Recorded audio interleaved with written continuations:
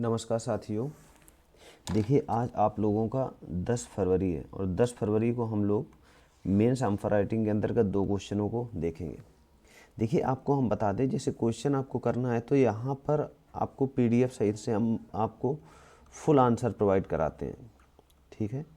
और full answer में आपको पहले देखना है कि कैसे लिखना है। तो पहले थोड़ा सा इंट्रो लिखना है, उसके बाद बॉडी और लास्ट में वे फॉरवर्ड लिख करके क्वेश्चन को एंड कर देना, ठीक है। देखिए, अगर आप हमारे पेड बैच से जुड़ना चाहते हो तो 259 रुपये में हमारा क्या है, पेड बैच चल रहा है, ठीक है। तो चलिए हम लोग देख लेते हैं। भारत में दिव्यांगजनों के समक्ष आने वाली चुनौतियों का वर्णन करना है और इन चुनौतियों से निपटने के लिए दिव्यांगजन अधिकार अधिनियम 2016 की विशेषताओं का वर्णन करना है। तो आपको हम बता दें एक चीज़ कि जैसे इसके इंट्रो कैसे लिखना। एक ऐसा व्यक्ति जो पूर्णतया या किसी शारीरिक अक्षमता का शिकार, उसे क्या बोलते हैं, दिव्यांग कहा जाता है, ठीक है।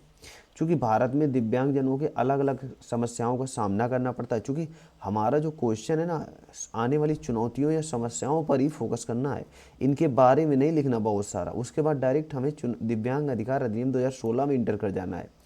2 स्टेप में इस सवाल को, हमें इस क्वेश्चन को सॉल्व करना है। फर्स्ट स्टेप, सेकेंड स्टेप, तो वहाँ पर इतना समय भी नहीं मिलता है। तो इसमें देख सकते हैं हम लोग, पहला क्या है, सामाजिक अलगाव, फिर संचार संबंधी चुनौतियाँ। अब संचार क्या है, सुन ही नहीं पा रहा, तो संचार संबंधी है कि नहीं। उसके बाद आपने देखा दिव्यांग व्यक्तियों को अनदेखा या बातचीत व्यवहार में परिवर्तन, सीमित प्रतिनिधित्व, अवसंरचना का अभाव, जैसे व्हील चेयर या बिना रैंप वाली लिफ्ट वाली सीढ़ियाँ रहती हैं। उसके बाद शौचालय की समस्या, तकनीकी समस्या। चूँकि दिव्यांग अधिकार अधिनियम 2016 दिव्यांग लोगों के अधिकारों को बढ़ावा देने के लिए बनाया गया था। यह अधिनियम दिव्यांग लोगों के लिए समान अवसर और अधिकारों के संरक्षण क्या करता है, सुनिश्चित करता है। तथा इस अधिनियम के तहत दिव्यांग लोगों के लिए सरकारी नौकरियों तथा शिक्षा में आरक्षण की व्यवस्था की गई है। अब देखो, इस प्रकार हम कह सकते हैं कि दिव्यांग जन अधिकार अधिनियम 2016 दिव्यांगजनों के जीवन को बेहतर बनाने का प्रमुख क्या है, अधिनियम है। बस बहुत आसान है। आप ये समझिए, हमारे जो मतलब अगर आप धीरे धीरे के क्वेश्चन लिखेंगे ना, बहुत आसानी से लिखा जा सकता है। दूसरा क्वेश्चन देख लेते हैं, जीएस पेपर सेकंड का, ये करंट से रिलेट करके जो ऐसे क्वेश्चन है जो पूछे जा सकते हैं।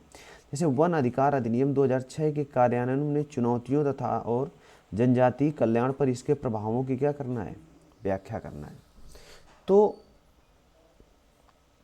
यहाँ पर देखिए, वन अधिकार अधिनियम जो 2006 है, वन निवासी जनजातीय समुदायों तथा अन्य पारंपरिक वन निवासियों के वन संबंधी उन अधिकारों को मान्यता प्रदान करता है जिन पर यह समुदाय क्या है, आश्रित है। ऐसे हम लोग इसको क्या कर दिया, लिख दिया 2006 वाला। हालांकि जैसे कहूँगा आजीविका तथा निवास आदि, हालांकि कुछ चुनौतियाँ हैं, ठीक है ना। चूँकि हमारा जो क्वेश्चन पूछा गया है वो चुनौतियों पर बेस्ड है। उसके बाद सेकेंड स्टेप पर इनके प्रभावों को वर्णन करना है। तो चुनौतियाँ क्या क्या हैं, जैसे जागरूकता की कमी है। जो जनजाति हैं उनमें क्या है, जागरूक, क्योंकि कई आदिवासी लोग इस अधिनियम से ही परिचित नहीं होते हैं। शिक्षा की कमी है।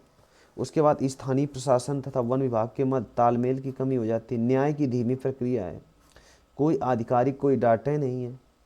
उसके बाद जनजातियों का शोषण करना हो जाए। हालांकि यह अधिनियम आदिवासियों के सशक्तिकरण के साथ साथ वनों में रहने वाले मूल निवासियों के अधिकारों के बारे में बताता है। इसके अलावा देखो, ये अधिनियम के बारे में आ गया। यहाँ से हमने सेकेंड स्टेप स्टार्ट कर दिया। इसकी पीडीएफ हमारे पेड ग्रुप पे मिल जाती है और इसका जो आपको टेलीग्राम ग्रुप पर ये सब उपलब्ध है, आप ज्वाइन कर सकते हो। उसके बाद देखिए, यहाँ पर आ जाएगा, पहले तो वन भूमि का स्वामित्व का अधिकार हो जाता है, आदिवासी अधिकारों की मान्यता हो जाती है, वनवासियों को उनके प्रमुख अधिकार हो जाते हैं, लकड़ी, घास, वन, जड़ी बूटियों को संग्रह करने का अधिकार हो जाता है। इस प्रकार कह सकते हैं कि वन अधिकार अधिनियम जनजातियों के लिए प्रभावकारी होंगे, जिसमें जनजातियों को अधिकार तथा शोषण से बचाया जा सकेगा। बहुत आसान क्वेश्चन है, प्रयास करेंगे हम लोग कल से यूपी स्पेशल का भी क्वेश्चन ऐड कर दें। तो आज के लिए इतना रखते हैं, थैंक यू।